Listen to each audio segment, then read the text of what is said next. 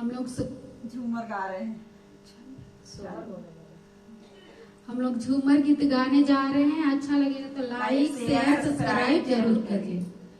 जामुन फार गईले बागिया बिना ना चले के, जामुन फार गईले बागिया बिना ना चले के, जामुन फार गईले बागिया बिना ना चले के, जामुन फार गईले बागिया बिना ना चले के, बिना ना चले के, हो बिना ना चले के, बिना ना चले के, हो बिना ना चले के, जामुन फार गईले बागिया बिना ना चले के, जामुन फार गईले